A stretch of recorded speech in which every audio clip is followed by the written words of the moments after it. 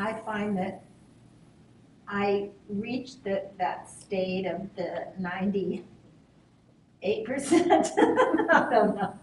But, but that 3% keeps coming back in more than it should. And then I know that, I'm conscious of it, but I do know when my heart's open, I can feel it. Yeah. But it's hard to stay there for me. And it seems like that 3% of my brain back and forth, back and forth. And I have a big problem with that. Yeah, I understand. But the 97% loves that 3% because that's what makes it 100%. The 97% is no problem with that 3% because it actually fulfills its purpose of being 100%. So when that 3% apparently is bothering that 97%, it's just a thought that this shouldn't be. I shouldn't be thinking this nonsense. I should be in the 97%. No, this nonsense is perfectly okay. It's welcome. Even this I'm again going through this pattern of complaining. Oh, that's part of the 3%. It's fine. It can be here as long as it wants. I'm not fighting with the waves. But the me comes and says, no, look, you already missed it because you're already complaining, you lost 97%, and this voice is what separates both. Apparently. Apparently.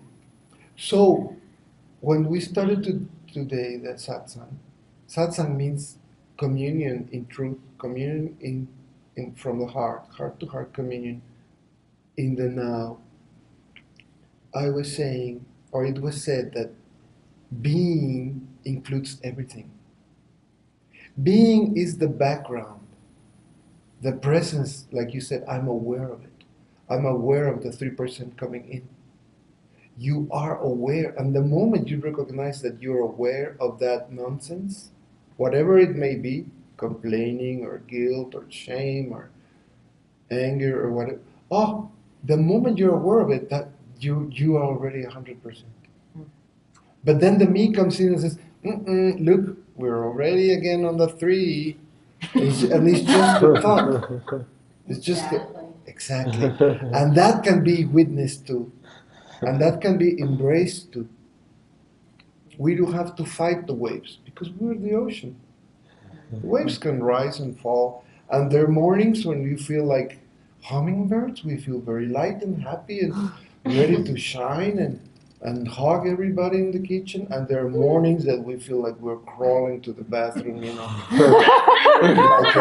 like a mother dragon, And that has to be accepted, the whole package. Our humanity, our light, our stupidity, everything has to be loved. Our mother. How am I going to love my mother? And I insist on the mother because the mother, unless she's awakened, mothers are clouded with echoes about trying to take care of all the chickens, and everybody, and this is going wrong, and what's happening with that, and so I have an ache, and there's so many echoes already. So how am I going to be able to sustain the state of consciousness of my mother, my husband, my ex-lover, my son that is smoking dope or whatever, if I cannot sustain my own chaos? Chaos? Okay, how do you say it? Chaos? No? So nothing to change, nothing to fix, nothing to give up, nothing to arrange, nothing to achieve. It's just here already, complete. It just needs a little bit of amazement. Why me? Why me? And this disaster, you know? It's a disaster for everybody. For everybody, it's a disaster. Nobody gets. Life is a disaster, but it's a divine disaster. And there is a power that knows the way. Call it God, call it supreme computer, call it life, consciousness, the universe, existence, whatever you want to call it, there is a power that is sustaining everything. And when that is recognized, then we can relax. And once we relax, that's it. We came back home. Otherwise, we live like the mailman that goes to all the houses all during the day. And at night doesn't know where is his house.